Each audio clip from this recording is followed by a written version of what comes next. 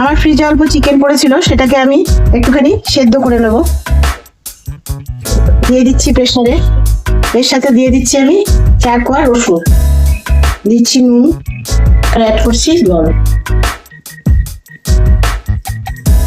Chicken just boil হওয়ার জন্য যতটুকু জলের দরকার অতটুকুই আমি জল এখানে অ্যাড করেছি।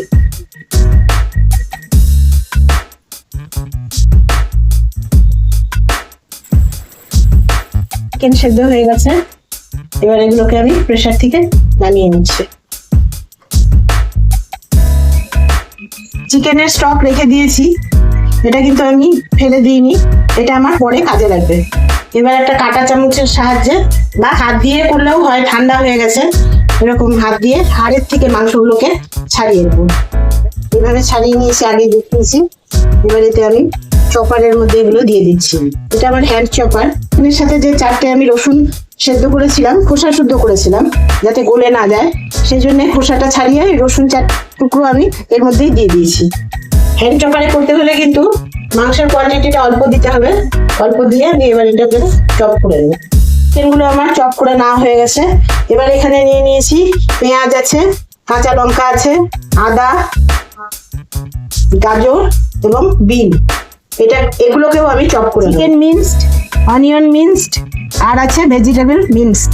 দিচ্ছি এতে গোলমরিচ গুঁড়ো,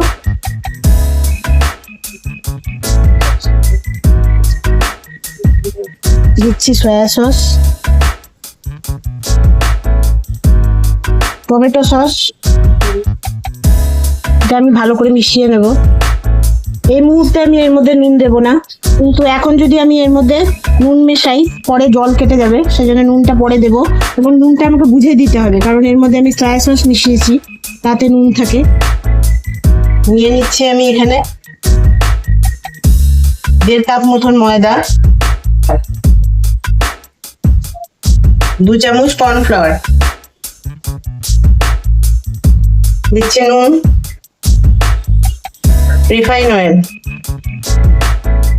এবার এটাকে ঈষদ উষ্ণ জল দিয়ে মেখে নেব। মাখা হয়ে গেছে। ময়দাটা যেরকম আমরা রুটি করি সেরকম ভাবেই মাখা হবে, মানে খুব শক্তও না খুব নরমও না। এবার এটাকে আমি ঢাকা দিয়ে আধা ঘন্টা রেস্টে রেখে দেবো। এখানে রুটিটা আমি বেলে নিয়েছি, তোমরা এখানে দেখে নাও পাতলাটা কতটুকু হয়েছে। দুটোই বেলে নিয়েছি রুটি এখানটা। আমি তো প্রথমেই দেখিয়েছিলাম নুন অ্যাড করিনি, এখন করার সময় আমি এটাকে নুন অ্যাড করছি।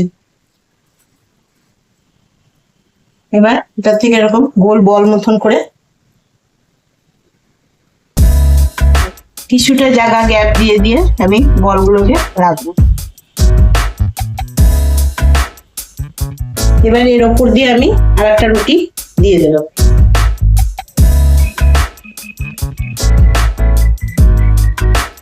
একটা কৌটার মুখের সাহায্যে আমি এগুলোকে কেটে নেব।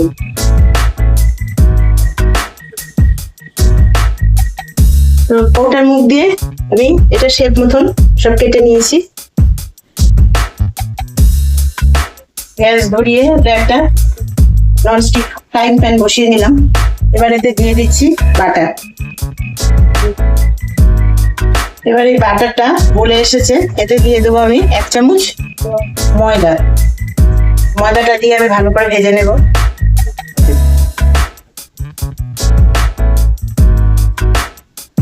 ময়দা দিয়ে বাটারটা ভাজাতে খুব সুন্দর একটা অ্যারোমা বেরিয়েছে। এবার যে চিকেন স্টকটা ছিল এটা আমি এর মধ্যে দিয়ে দিচ্ছি। এটাকে দিয়ে আমি একটু ফুটিয়ে নেব। এটা ফোটা শুরু করেছে। এবার এতে আমি অ্যাড করছি দুধ।